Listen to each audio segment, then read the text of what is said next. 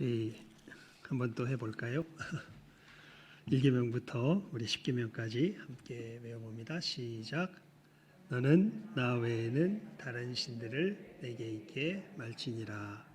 너를 위하여 새긴 우상을 만들지 말며 그것들에게 절하지 말고 그것들을 섬기지 말라. 너의 여호와의 이름을 망령되이 일컫지 말라. 안식일을 기억하여 거룩히 지키라. 내 부모를 공경하라. 살인하지 말지니라. 간음하지 말지니라. 도적질하지 말지니라. 내 이웃에 대하여 거짓 증거하지 말지니라. 내 이웃의 집을 탐내지 말지니라. 아멘. 자, 여러분, 영생이 무엇입니까? 영생. 하나님이 세상을 이처럼 사랑하사 독생자를 주셨으니 이는 저를 믿는 자마다 멸망치 않고 영생을 얻게 하려 하심이라. 사도 요한의 입을 통하여서 글을 통하여서 예수님께서 직접 하신 말씀을 우리가 보지요. 하나님이 세상을 이처럼 사랑하사 우리에게 예수님을 주셔서 주신 것이 무엇이라고요? 영생, 멸망치 않고 무엇을 얻게 하려 하심이라? 영생을 얻게 하려 하심이라. 여러분, 그렇다면 이 영생이 무엇입니까? 영생. 그러니까 예수님을 믿는 사람은 무엇을 얻었다는 거예요? 영생을 얻은 겁니다. 얻게 될 게 아니라 이미 어떻게 돼요? 얻었습니다.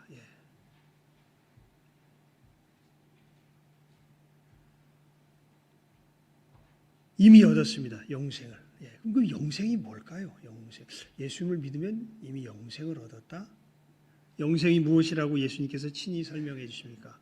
요한복음 17장 3절 말씀에 보면 이렇게 말씀하시죠. 영생은 곧 유일하신 참 하나님과 그의 보내신 자 예수 그리스도를 아는 것이니이다. 영생이 뭐라고요? 하나님을 아는 것이라고. 그러니까 여러분, 우리가 이것을 분명하게 분별할 줄 알아야죠. 많은 분들이요, 교회에 와서 하나님의 말씀을 듣는다고 하면서 사실은 자기가 머릿속에 그려놓은 상상의 내용들을 궁극적으로는 붙들고 신앙생활하는 사람들이 많이 있습니다. 진짜 붙들어야 할 내용은 하나님께서 말씀하신 것인데 그게 아니라 하나님의 말씀이 이렇게 있으면 하나님의 말씀은 포장지예요. 그 포장지 속에 담겨져 있는 내용은 하나님께서 말씀하신 것이 아니라 누구 생각, 자기 생각을 거기에 담고서 신앙생활하는 사람들이 의외로 많은 정도라기보다는요, 사실은 모두가 그 오류에서 벗어나기가 참 어렵습니다. 성숙한 사람이라야 내 생각 속엔 아직도 수많은 내 생각이 숨겨져 있어.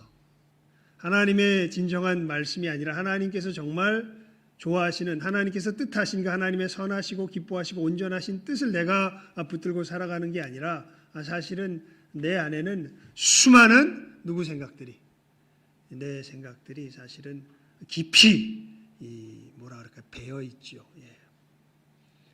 그래서 오늘 우리 조장로님 기도하셨던 것처럼 믿음의 삶은요, 날마다 뭐하는 삶이 돼요? 죽어가는 삶이 돼요.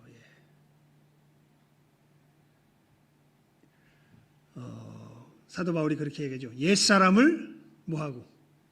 벗어버리고 새 사람을 어떻게 해라? 입어라. 너희가 예수 그리스도 안에서 참 진리를 깨달았을진데 너희들은 썩어져가는 유혹을 쫓는 육체의 옛 사람을 뭐 해버리고? 벗어버리고. 의와 진리의 거룩함으로 지으심을 받은 새 사람을 어떻게 해라? 입어라. 이렇게 이제 사도 바울을 통하여서 하나님께서 우리들에게 말씀하여 주시죠. 그 벗어버릴 옛사람, 우리가 입어야 할 그 새 사람, 그 삶의 핵심을 예수님께서 뭐라 그러시냐면 누구를 아는 것이다? 하나님을 아는 것이다. 그게 뭐다? 영생이다. 영생은 여러분 착각하지 마시고, 영생은 영원히 사는 게 영생이 아닙니다. 영원히 사는 건요, 지옥 가도 영원히 살아요. 거기는 구더기도 안 죽는데요. 그러니까 우리가 되게 착각하는 것이 이제 그런 것들이죠. 성경이 이야기하는 것과 우리들이 지금 이 시대 속에서 우리들 생각 속에서 굉장히 착각하고 있는 것. 그냥 이 세상에 있는 물질이 전부인 양 생각하거나, 죽음 뒤의 일에 대해서는 아무런 근심도 하지 않는다. 아니, 근심이 아니라 아예 생각조차를 안 하는 것 같아요. 그죠? 예전에는요, 할아버지들이 병원에서 이제 마지막을 준비하십시오, 이렇게 이야기를 하면 더 이상 이제 의소을로서 손쓸 곳은 없습니다, 뭐 이런 선고가 떨어지면 얘들아 짐 싸라, 어디로 가자, 집으로 가자. 그래서 어디서 죽음을 맞이해요? 집에서 죽음을 맞이. 그게 무슨 얘기냐면 자기가 죽을 것을 뭐 할 줄 알았던 마음이 있었어요. 수용할 줄 알았던 마음이 있었어요. 그런데 지금 시대 사람들은요, 늙어서 죽어가면서도 뭔가 조금만 있으면 뭐 불러라, 119 불러라 해가지고 어디 가서 병원 가가지고 응급실에서 그렇게 죽어가는 사람들이 여럿 있다 그럽니다. 그러니까 죽어가면서도 자기가 뭐 할 줄을 생각을 못해요. 죽을 것이라고 생각을 못해요. 그리고 그 죽음 뒤에 성경에 있죠. 한 번 죽는 것은 사람에게 정하신 것이요, 그 후에는 뭐가 기다리고 있습니까? 심판이 있으리라. 그러니까 죽음이라는 것은 성경은 분명하게 이야기하죠. 우리 영과 육이 분리되는 현상이지 우리 존재가 사멸되는 것은 아닙니다. 오히려 성경은 어떻게 보면요, 하나님께서 우리에게 진리를 말씀해 주시니 정말 이게 천국에 있을 때는 이게 너무나 좋은 소식인데 이 지옥에 있을 때는 너무나 끔찍한 소식이 되는데 우리 존재는 절대로 사멸하지 않습니다. 단지 지금 상황들은 영과 육이 분리된 이상 상태일 뿐이에요. 우리가 죄악으로 말미암아 모든 것이 분리가 일어나죠. 가장 근본적인 분리는 어디에서 일어났습니까? 하나님과 우리 사이에 분리가 일어난 거죠. 이 결과로 말미암아 모든 것이 다 어떻게 돼요? 분리되기 시작하죠. 여러분, 아담이 하와를 처음 보았을 때 뭐라고 그랬는지 성경에 기억하십니까? 이는 내 뼈 중에 뼈요 살 중에 살이라. 그런데 선악과를 따먹고 나서 어떻게 됩니까? 이 여자가, 하나님께서 내게 주신 이 여자가 이 과일을 내게 주므로 내가 먹었나이다. 다 누구 때문이에요? 첫째는 하나님 때문이고 둘째는 이 여자 때문이고 나는 피해자예요. 하나님과의 관계가 부서지니까 내 뼈 중에 뼈요 살 중에 살이라고 이야기한 그 아내와의 관계가 어떻게 돼요? 부서져 버리죠. 그렇게 아내와의 관계가 부서질 뿐만 아니라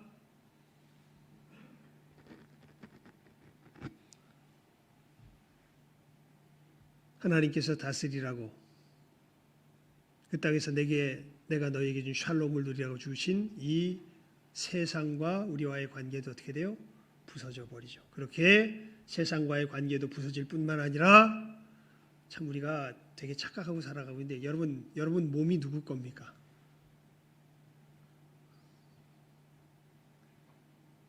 이게 믿음이 있는 사람과 아니 이 믿음이 깊은 사람과 그렇지 않은 사람이 이것을 구별할 줄 알아요? 여러분 몸이 누구 겁니까?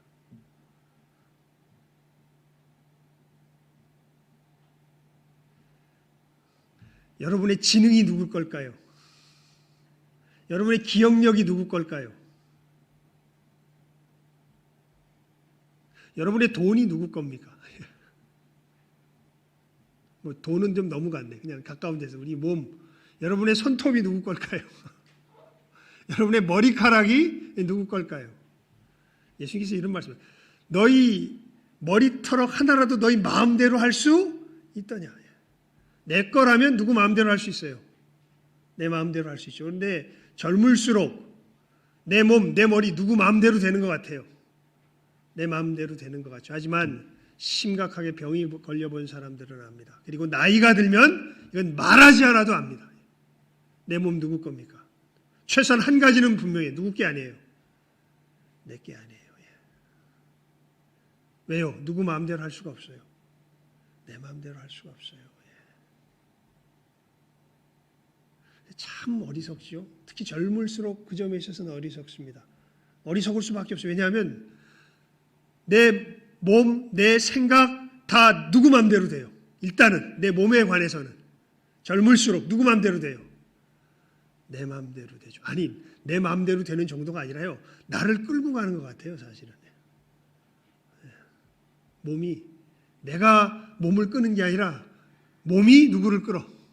나를 끌고 갈 정도로 엄청 긴밀한 관계 속에서 어마어마한 힘을 느끼죠. 그래서 너무 신기하게도 누구 마음대로 돼? 내 마음대로. 여러분, 그 애들 보면은 되게 귀엽잖아요. 갓난아기들. 그럼 귀여운 것 중에서 제일 귀여운 것, 이 귀여워 보이는 모습 중 하나가 지 몸을 지 마음대로 어떻게 해요? 가눌 줄을 모르죠.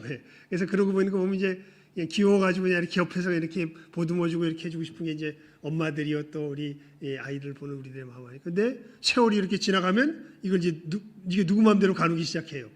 지 마음대로 가누기 시작하죠. 그러면서 이제 그게 누구 거라고 생각을 해요.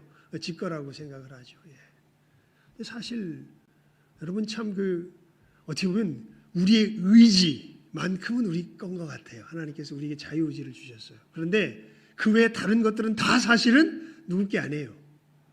우리 게 아니에요. 근데 이걸 몰라요, 사람들이. 왜 모를까요? 누구를 알지 못하기 때문에. 하나님을 알지 못하기 때문에. 그러니까 우리의 삶이 어떻게 돌아가는지 그 원칙을 몰라요. 누구를 알지 못하기 때문에. 하나님을 알지 못하기 때문에. 그래서 예수님 그러시는 거죠.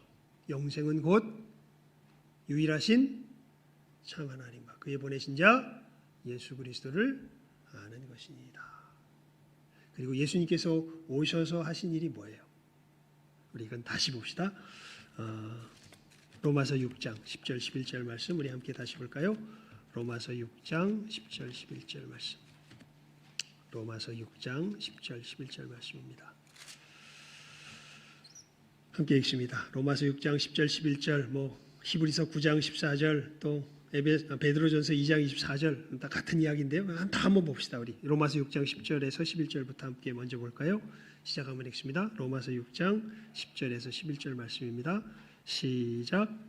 그의 죽으심은 죄에 대하여 단번에 죽으심이요 그의 살으심은 하나님께 대하여 살으심이니 이와 같이 너희도 너희 자신을 죄에 대하여는 죽은 자요 그리스도 예수 안에서 하나님을 대하여는 산 자로 여길지어다. 아멘. 자, 바로 히브리서 9장 14절로 넘어가 봅니다. 히브리서 9장 14절입니다. 히브리서 9장 14절 시작하면 함께 읽습니다. 히브리서 9장 14절 시작하면 함께 읽습니다.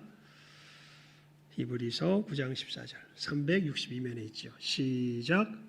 하물며 영원하신 성령으로 말미암아 흠없는 자기를 하나님께 드린 그리스도의 피가 어찌 너희 양심으로 죽은 행실에서 깨끗하게 하고 살아계신 하나님을 섬기게 못하겠느뇨. 자, 베드로전서 2장 24절입니다. 베드로전서 2장 24절 함께 읽습니다. 시작하면 읽습니다.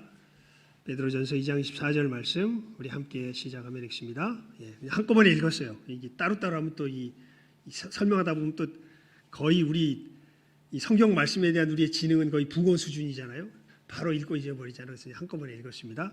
자, 2장 24절 시작. 친히 나무에 달려 그 몸으로 우리 죄를 담당하셨으니 이는 우리로 죄에 대하여 죽고 의에 대하여 살게 하려 하심이라. 저가 채찍에 맞음으로 너희는 나음을 얻었나니. 아멘.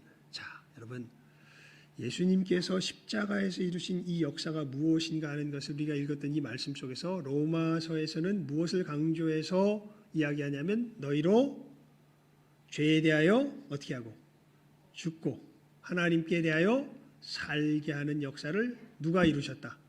예수님께서 이루셨다. 그게 로마서에서 하신 말씀이죠. 그리고 이 하나님께 대하여 살게 했다는 게 뭔지를 히브리서 말씀에서는 그리스도의 피가 너희를 죽은 행실에서 어떻게 해요? 아이고 갑자기 또 제가 진짜 이게 저도 이제 거의 이 부분에서 붕어 수준이 되나 봐요. 잠깐만요. 예. 다시 그 표현을 그대로 봅시다. 성경에서 말씀하신 그 표현을 그대로 봅시다.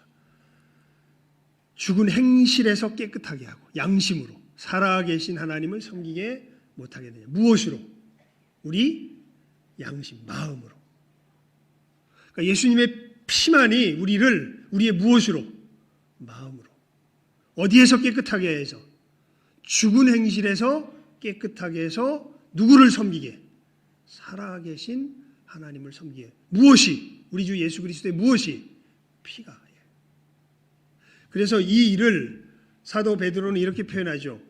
친히 나무에 달려 그 몸으로 우리 죄를 담당하셨으니. 예수님께서 이루신 그 역사가 결국 뭐예요? 이는 우리로 뭐에 대하여 죽고 죄에 대하여 죽고 뭐에 대하여 살게 하려 하심이라. 의에 대하여 살게 하려 하심이라. 하나님께 대하여 산 것, 양심으로 이제 하나님을 섬기게 된 것, 이것이 다른 말로 하면 우리가 무엇에 대하여 산 것으로? 의에 대하여 산 것으로 이야기하죠. 이 일을 누가 이루셨다? 예수 그리스도께서. 어디에서 이루셨다?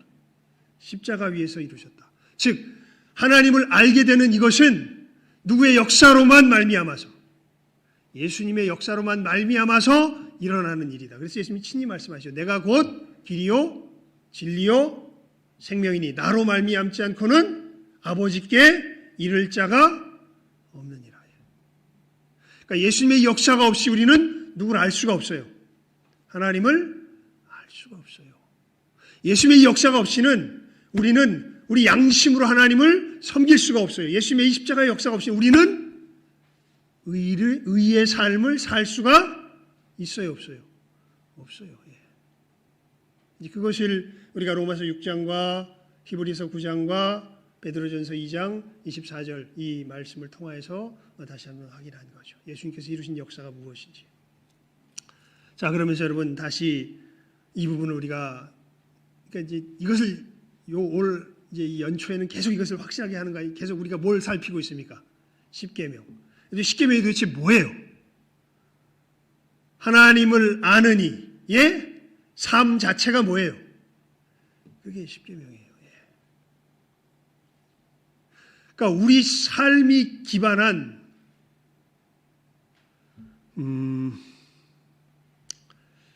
여러분 이 가솔린 차에다 경유 넣고 달리면 어떻게 됩니까? 그 차 완전히 망가져 버리죠. 사실 우리에게 죽음은 굉장히 비본질적인 겁니다. 우리는 죽도록 창조된 존재가 아니에요. 근데 우리는 다 어떻게 돼요? 다 죽죠. 그러니까 이게 좀 헷갈렸겠다. 우리의 영과 육은 분리되도록 창조된 존재가 아니에요. 근데 우리는 다 어떻게 돼요? 영과 육이 어떻게 돼요? 분리되죠. 여러분 우리 언젠가는 우리 몸뚱아리가 어디로 들어가게 돼요? 흙으로 들어가게 되죠. 그리고 영은 있는지 없는지 눈에 안 보이니까 그냥 없어진다고 생각하는 게 요즘 세대 사람들한테 영은 하나님께로 가든지 아니면 저 음부로 가든지 둘 중에 하나가 될 텐데 하여간 우리 영과 육이 어떻게 되는 것만큼은 분리되는 것만큼은 너무나 자명한 사실 아니에요. 그것을 세상 사람들은 그것을 뭐라고 불러요? 죽음이라고 부르죠. 하지만 이제 성경 말씀을 통해서 진짜 죽음이 뭔 줄 안 사람들은 진짜 죽음은 사실은 이 영과 육이 분리되는 것이 진짜 죽음이 아니라 우리 영혼이 누구와 분리된 것이 하나님을 알지 못하게 하나님과 분리된 것이 이게 뭐예요? 이게 진짜 죽음이죠. 예. 그래서 모든 이런 분리의 현상들이 일어나는 거죠, 사실은. 근데 조금 전에도 말씀드렸지만 우리 영과 육이 분리되는 건 원래적인 것이 아니에요. 근데 왜 영과 육이 분리됐을까요? 사용 설명서대로 사용하지 않아서 그래요. 우리의 삶이요 어디대로 돌아가질 않아요. 사용 설명서대로 돌아가질 않아요. 우리의 삶이. 그러니까 어떻게 돼요? 고장나는 거죠. 우리는 우리 몸이 쇠하는 것이 굉장히 당연한 것으로 생각을 해요. 사실은 당연하지 않습니다. 그래서 뭐라 그럴까요? 죽음을 맞이할 때 우리의 마음은 되게 뭐랄까요? 너무나 크게 놀라죠, 사실은. 전혀 있어서는 안 될 일이 우리들 속에서 일어나게 되는 거니까요. 그리고 다시 부활하게 될 겁니다. 천국에서 부활하든지 지옥에서 부활하든지 부활은 하게 될 거예요. 하지만 정말 지옥에서 부활하게 되면 이건 차라리 내 존재가 없어지는 것이 낫겠죠. 근데 존재가 없어지지 않아요. 그래서 정말 끔찍한 것이 지옥입니다. 자, 우리 끔찍한 얘기는 그만하고 이 소망의 얘기를 합시다. 오늘 말씀이 사실은 이 소망의 이야기죠. 여러분, 우리가 살아가는 이 삶의 본연의 모습이 무엇인가에 대해서 밝히 보여주고 있는 게 뭐라고요? 십계명이라고. 그러니까 예수님께서 우리에게 회복시켜 주신 그 생명이 뭐라고요? 이게 십계명이라고 사실은. 그래서 내가 예수 왜 믿어요? 생명을 얻기 위해서 믿어요. 생명이 뭐예요? 좋은 아파트 살고 그다음부터 이 내용들이 다 하나님께서 말씀하신 진정한 생명이 아니라 다 누구 머릿속에서 그려낸, 자기 머릿속에서 그려낸, 오히려 죽음이라고 성경에서 부르는 육신의 정욕, 안목의 정욕, 이생의 자랑을 만족시키는 그 삶으로 잔뜩 지속해서 생명이라고 채워놓고 누구 보러 이거 주시라고, 하나님 보고 이거 주시라고. 참 어리석은 삶을 살아가는 사람들이 많이 있습니다. 아닙니다. 하나님께서 주신 것은 진짜 생명이에요. 영원한 생명. 그 생명의 참모습이 어디에 나타나 있다고? 십계명에 나타나 있다고. 그래서 우리가 신앙생활 한다면 최소한 3개는 일단 무조건 외우고 있어야 된다고. 이해하든 못 외우든. 이게 우리 신앙의 요체이기 때문에.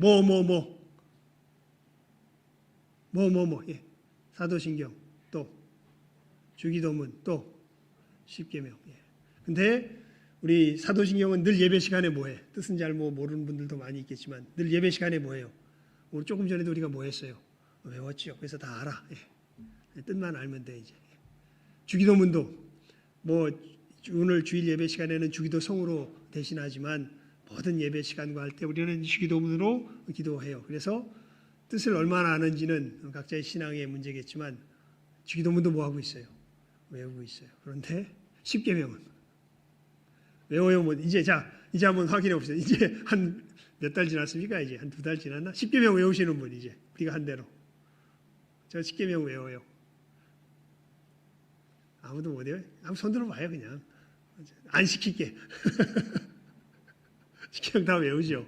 제가 우리 어저께 19역 신방했더니 이제 우리 구역장님이 또 숙제를 내주셨다 그래가지고 19역은 십계명 다 외우고 어떤 분은 저는 그냥 일단은 십계명의 핵심이 중요하니까 명령에 해당한 부분만 외우라고 말씀드렸는데 어떤 분은 십계명 자체에 나와 있는 모든 내용을 다 외우시는 분도 있다 그래요. 그래서 정말 감사해요. 근데 그 내용 아는 것도 중요하지만 이 핵심을 아는 게 중요해요. 그래서 우리 다시 한번 해볼까요? 우리 시작하면 읽습니다. 해봅니다. 시작. 너는 나 외에는 다른 신들을 내게 있게 말지니라. 너를 위하여 새긴 우상을 만들지 말며 그것들에게 절하지 말고 그것들을 섬기지 말라. 여호와의 이름을 망령되이 일컫지 말라. 안식일을 기억하여 거룩히 지키라. 내 부모를 공경하라.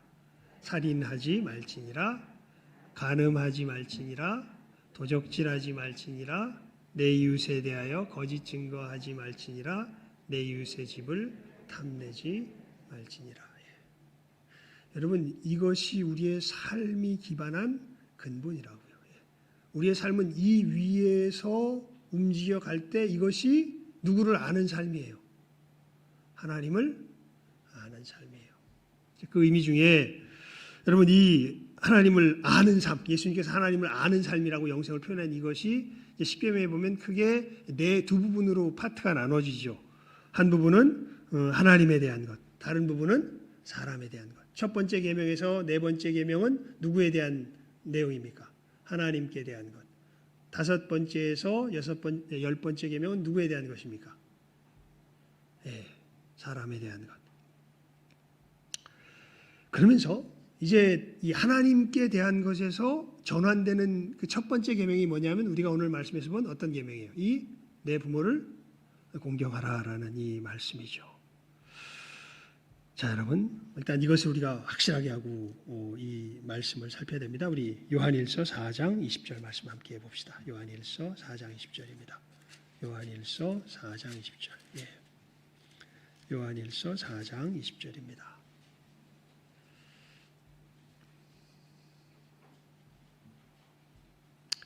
20절, 21절 두 절 함께 볼까요? 20절만 보지 말고 20절, 21절 말씀 시작하면 읽습니다. 시작. 누구든지 하나님을 사랑하노라 하고 그 형제를 미워하면 이는 거짓말하는 자니 보는 바 그 형제를 사랑치 아니하는 자가 보지 못하는 바 하나님을 사랑할 수가 없느니라. 우리가 이 계명을 주께 받았나니 하나님을 사랑하는 자는 또한 그 형제를 사랑할지니라. 아멘. 그러니까 하나님 사랑한다 그러면서 형제를 미워하고 있는 사람은 뭐하는 사람이다? 거짓말하는 사람이다. 이 사람은 사실 누구를 사랑하는 사람이 아니다. 하나님을 사랑하는 사람이 아니다. 그러니까 여러분 하나님을 향한 태도와 사람을 향한 태도는 어떻게 될 수 없다? 분리될 수 없다. 이것을 먼저 분명하게 하십시오. 그리고 놀랍게도요. 십계명을 보면 그냥 명령이 나오고 뭐 예를 들면 우리가 봤던 사계명 같은 경우에는 이것을 지켜야 되는 이유는 나왔는데 명령이 나오고 거기에 축복이 나오는 계명은 십계명 중에 유일한 계명이 몇 번째 계명일까요? 이게 오늘 읽은 다섯 번째 계명이 다른 것은 명령이 나오고 거기에 대해서 축복이 나온 게 없어요. 1계명부터 4계명도 마찬가지예요. 그냥 명령이 나오고 왜 지켜야 되는지, 명령이 무엇인지 이렇게만 나오지 명령이 나오고 축복이 나오는 계명은 유일하게 몇 번째 계명이 그 계명일까요? 우리가 읽은 이 다섯 번째 계명이 그 계명입니다. 잘 아세요? 10계명 중에 명령이 나오고 뭐가 있는 계명은? 축복이 있는 계명은 뭐밖에 없다? 이 다섯 번째 계명밖에 없다. 여러분 내 부모를 공경하라는 이 계명의 의미는 뭘까요? 이거 우리가 단순히 가장 현실적으로는 이 구약을 이제 연구하시는 이 구약 신학 우리 한국 교회에서 우리 교단에서 구약 신학의 이제 대표적인 분 중에 하나 김지찬 교수님이라는 분이 계세요. 그분이 사랑의 교회에서 이 말씀을 가지고 이제 설교한 내용을 보면 이제 구약적인 정황에서 우리가 절대 무시할 수 없는 아주 현실적인 의미 중에 하나가 뭐냐면 내 부모를 공경하라는 이 이야기는 아주 구체적으로 이렇게 설명을 하시더라고요. 여러분 이 4계명에 보게 되면은 네 번째 계명 잠깐만요. 우리 안식일을 기억하여 거룩히 지키라는 이 계명을 보게 되면 거기 보면 네 문 안에 유하는 종이라도 객이라도 뭐 집이라도 뭐 이렇게 가축이라도 이렇게 쭉 하면서 이 계명의 아주 10계명의 아주 구체적인 현실 이 계명이 말하고 있는 대상이 이스라엘 사회 속에서 그렇지만은 않은 건데 그래도 이 말씀이 표현하고 있는 이 대상을 자세하게 이렇게 분석을 하시는데요. 거기 보면 집도 가지고 있고 가축도 가지고 있고 종도 가지고 있고 그러면은 30대에서 50대 사이에 가정을 이루고 일가를 이룬 사람이라는 거예요. 그렇게 되면은 부모는 어떻게 돼 있을까요?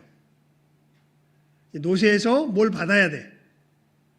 공경을 받지 않으면 안 되는 상황에 있는 그 상황에 있는 사람에게 하시는 말씀이라는 거예요. 그분이 그렇게 이것을 이렇게 좀 자세하게 분석을 하죠. 구약의 상황 속에서 말하자면 훨씬 더 깊은 내용이 있기도 하지만 구체적인 현실 속에서 그래서 이 다섯 번째 계명은 한마디로 말하면 네 노부모를 뭐해라? 돌봐줘라. 이 얘기로서 이 얘기의 의미를 확실하게 담고 있다는 거예요. 네.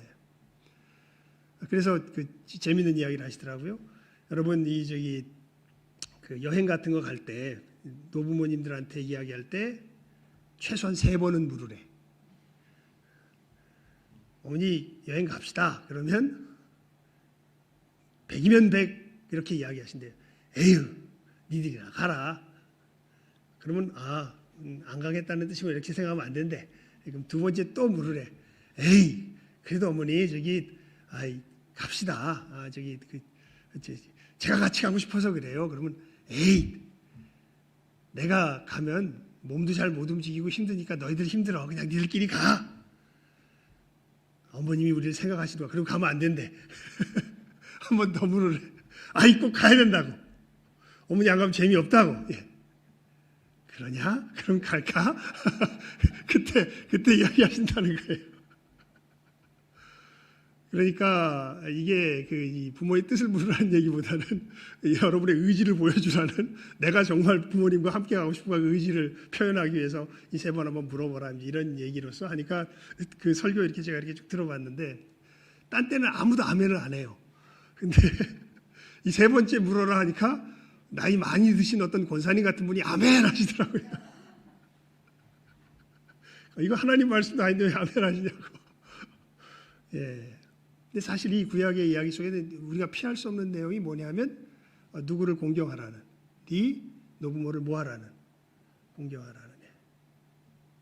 사실 이 부분에 있어서 사실은 참 많은 뭐라 그럴까요? 고민과 갈등들이 사실 지금 세대 속에서 생기죠. 예. 그런데 사실 이 5번째 계명은요, 이것을 훨씬 더 뛰어넘는 심층적인 의미가 있습니다. 이 의미를 아마 가장 잘 표현한 부분이요, 우리 유다서를 펴봅시다. 유다서, 계시록 바로 앞에 있습니다. 유다서, 요한계시록 바로 앞에 한 장짜리, 예수님의 동생 유다가 쓴 성경이죠. 한 장짜리 성경, 유다서. 예. 8절.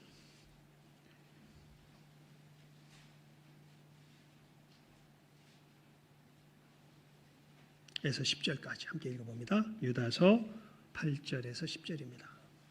이 계명의 이 본질적인 심층적인 의미가 뭘까? 예. 물론 부모를 공경하는 것을 분명하게 확실하게 포함하지만 심층적인 의미가 뭘까? 예, 우리 8절에서 10절까지 함께 읽습니다. 시작.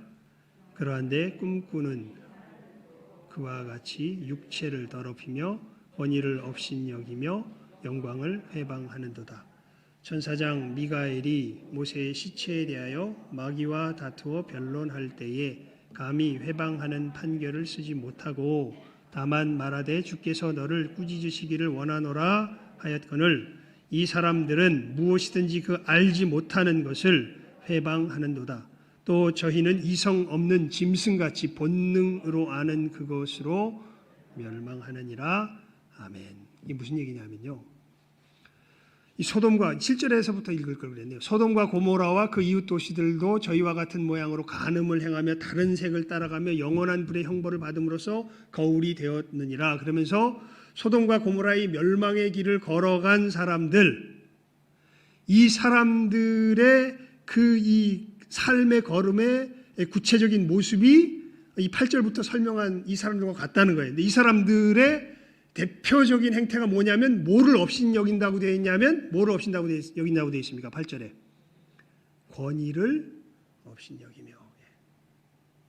그러면서 이 권위를 업신여기는 일에 대해서 무엇을 예로 들고 있냐면 놀랍게도 유다가요,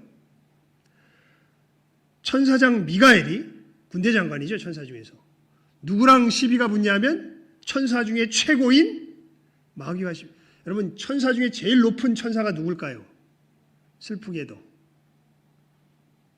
미가엘이랑 마귀랑 누가 더 하나님 나라에 고유하게 지어주신 직분으로 치면 누가 더 높을까요? 미가엘이 높을까요? 마귀가 높을까요? 마귀가 높습니다. 마귀 끝발이 최고입니다. 천사 중에서는. 마귀보다 높은 천사는 없어요. 왜냐하면 마귀는 그룹의 기름 부음 받은 그룹의 장이에요. 그룹이 누굽니까? 하나님 측근에 있는 천사들이에요. 6 날개로 하나님 보좌에서 하나님을 호위하고 있는. 근데 이 그룹 중에 최고가 누구예요? 이게 마귀예요. 그래서 모세의 시체를 놓고서 이 둘이 붙습니다. 여러분 놋뱀 알죠? 놋뱀. 성경에. 이 놋뱀이 뭐 하는 데 쓰였던 거예요? 처음에 나타날 때는. 이스라엘 백성들이 불뱀에 물려서 하나님의 은혜로 그 불뱀에 물린 상처를 치유하는 데 쓰인 것이 뭐예요? 이 놋뱀이죠. 근데 이 놋뱀이 나중에 어떻게 됩니까? 우상 숭배의 대상이 돼버리죠. 그래서 갑자기 왕 이름 잊어버렸네. 왕 이름이 뭐였더라? 다 잊어버렸어요. 찾아보세요. 예. 그 왕이 자기 어머니가 그걸 섬겨요. 그래가지고 하여튼 어머니도 혼내고 이 놈뱀도 부숴버리죠. 예. 그러니까 이 마귀라는 놈이 하나님께 영광이 됐던 것을 다 뺏어가지고 이 우상 숭배하는 것으로 하는 일들을 많이 하는데 이게 그 중에 제일 좋은 소재 중에 하나가 뭘까요? 모세겠죠. 모세는 하나님을 대면하여 본 자가 아니까 모세의 시체는 이게 썩지도 않았을 거예요, 사실은. 근데 이 모세의 시체와 마귀가 이제 이 모세의 시체를 가지고 마귀와 미가엘이 둘이 붙습니다. 이놈이 뻔히 나쁠 것일 줄 뻔히 아는데 미가엘이 감히 뭐하는 판결을 쓰지 못한다고 되어 있습니까? 해방하는 판결을 쓰지 못하죠. 즉 마귀가 하는 짓은 나쁜데 이 미가엘이 마귀의 무엇을 존중해 주는 것을 볼 수 있어요. 여기서 권위를. 왜요? 누가 주신 거기 때문에. 하나님이 주신 거기 때문에.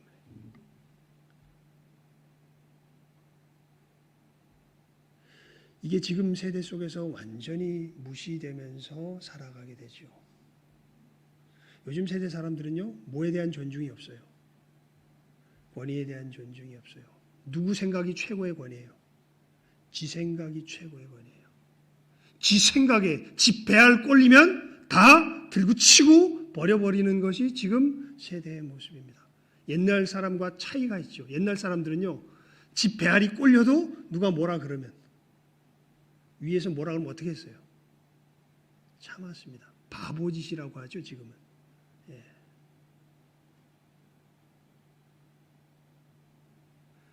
물론 이것이 어떤 것을 택하든 이 땅에서 우리가 택할 때는 불합리한 부분 또 하나님의 말씀이 온전한 진리에 합치하지 않는 부분들이 있어요. 하지만 여러분 이 5계명과 직접적으로 연결된 가장 본질적인 뜻이 무엇이냐면 하나님께서 어디에 세운 권위를 네 위에 세운 권위를 뭐 할 줄 알라는 거예요.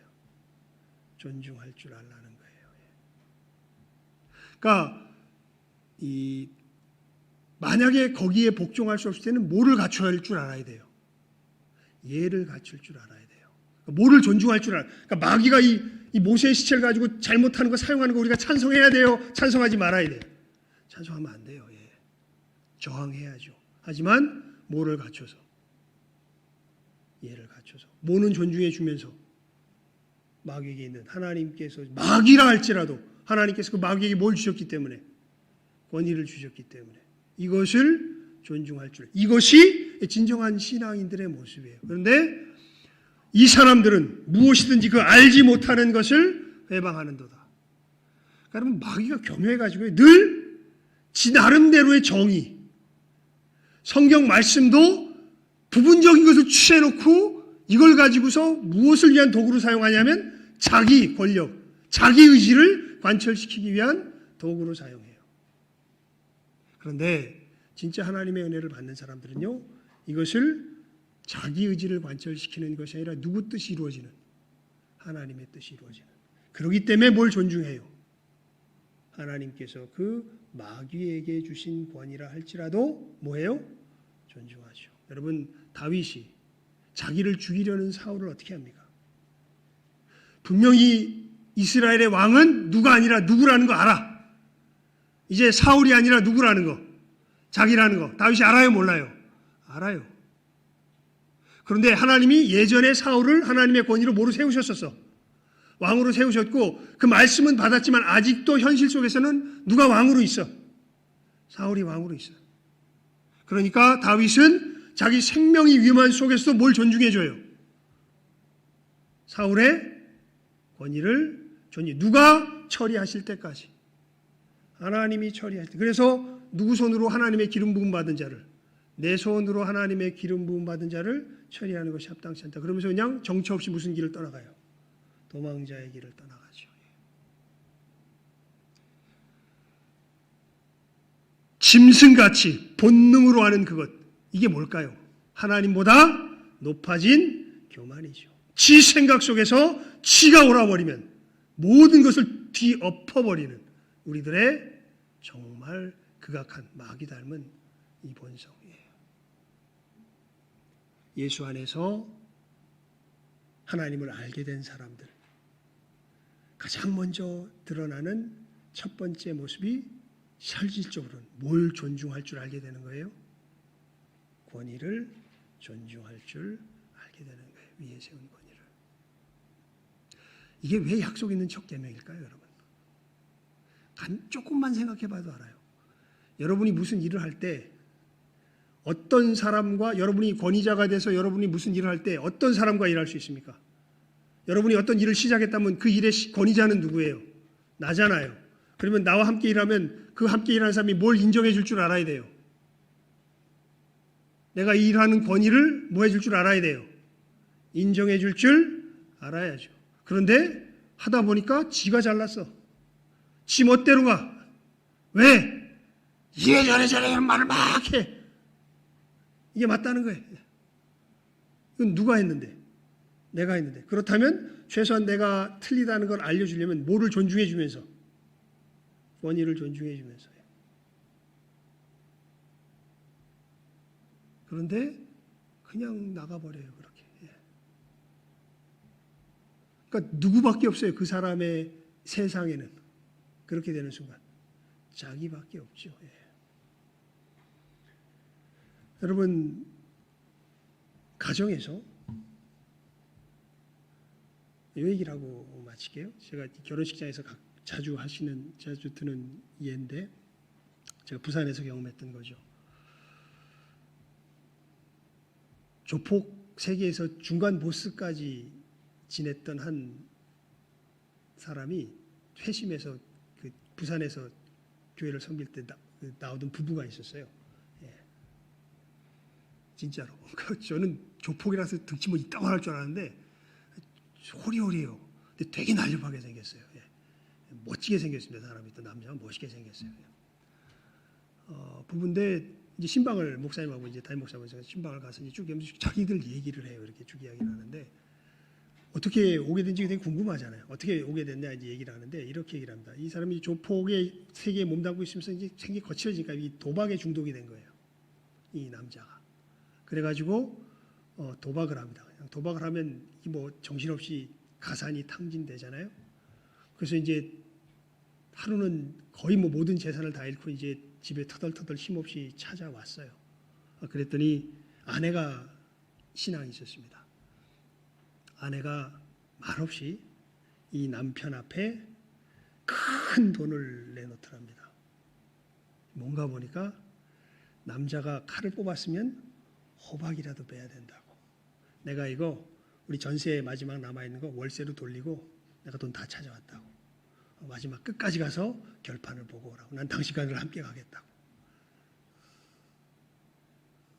그때 그분이 그러더라고요. 정신이 번쩍 들더랍니다. 야, 이거 내가 죽으면 누구만 죽는 게 아니구나. 나만 죽는 게 누구도 죽는구나. 나를 이렇게 믿고 따르는 내 아내도 죽는구나. 이 여자는 정말 무슨 각오로? 죽을 각오로 그렇게 한 거죠, 사실은. 왜요? 성경 말씀에 있죠. 그리스도께서 교회의 머리됨 같이 남편은 아내의 뭐다? 머리다. 이 극악한 상황 속에서 이 여자는 그 말씀을 어떻게 해요? 붙들고 나아가고 자기 위에 세운 권위를 뭐 해줄 줄 알았던 거예요. 존중해 줄 줄 알았던 것이요. 여러분,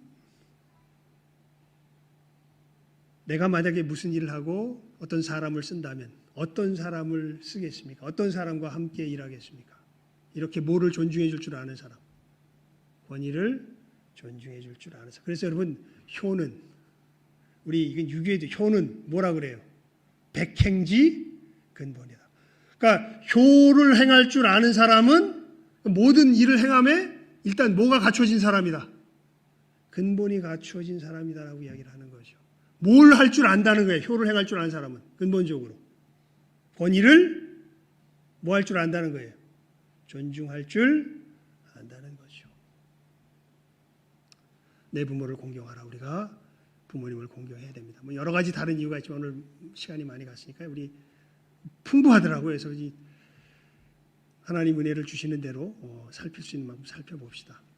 하지만 오늘은 이 부분에서 여기까지만 우리가 말씀을 분명하게 정리할 수 있길 바랍니다.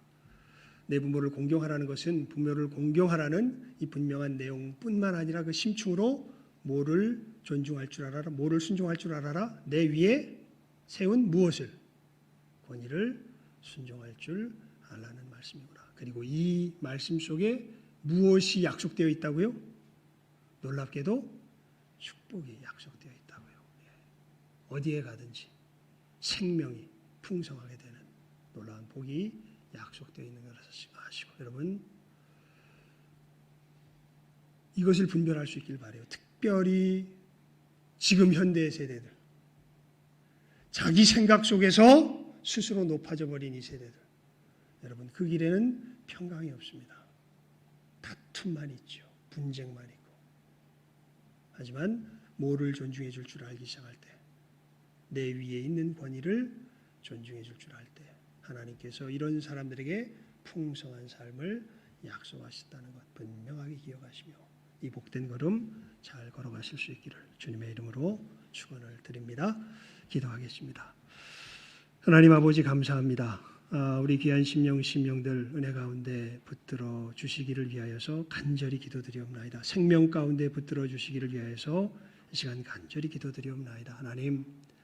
하나님을 아는 것이 내 이웃과의 관계 속에서 분명하게 나타나게 되어 있고 가장 핵심이 되고 중요한 그 관계가 다른 것이 아니라 내 부모를 공경하는 것, 하나님께서 내 위에 세우신 권위에 순종하며 존중해 줄 줄 아는 것에서 시작하는 것임을 저희들이 이 시간 분명하게 깨달아 알게 하여 주시옵소서. 하나님께서 세우신 이 삶의 근본 원리들을 우리 마음 가운데 바르게 새기게 하시고 우리 주 예수 그리스도의 보혈의 은혜 가운데 참으로 여러 가지 어렵고 힘든 일이 있다 할지라도 주님의 은혜를 힘입어서 이 복된 삶의 걸음 걸어가며 하나님께서 약속하신 이 축복들을 우리의 삶 가운데서 하나하나 현실로 누리며 참으로 나누며 살아갈 줄 아는 이 시간 함께하는 모든 귀한 영혼들 다 되게 하여 주시기를 간절히 바라옵고 소원하오며 모든 것 예수님의 이름으로 기도드리옵나이다.